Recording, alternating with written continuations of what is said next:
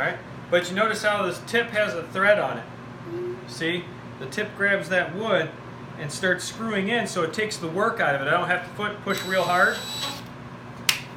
I don't have to push real hard as it goes in. See that? See, it almost holds itself up. See, just that little thread's holding it in. Now watch what happens when the teeth start biting. See what's happening? See what that blade's doing as it's going around? See that? It's like a chisel. A chisel going around, and then it's got an edge out there that's cut it and slicing it. So here we go. See how that does? And then it takes little pieces of wood out like that.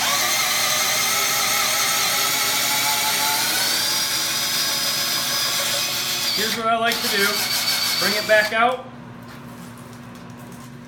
Can you hit the unlock button on there, Jack? On this piece here? Bring that up. Step on that pedal down there. Yep. Hear that click?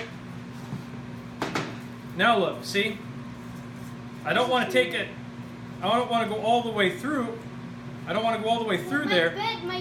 My bed uses this. But I want to go all the way through on this because, if you look here, that doesn't go in very far, does it? Yes. And it's not going to lock. So, I don't want to go all the way through with the bit because it'll tear the wood over here.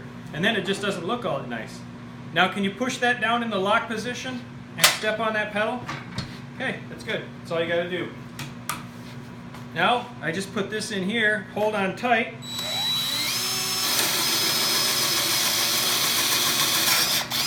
Look at that. It didn't tear it, so both sides look nice.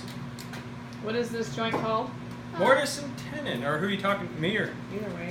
Yep, unlock. Demonstrate, Jack, how the Mortise and Tenon works. Now let's see if that Mortise and Tenon fit nice. Look at that. Very cool.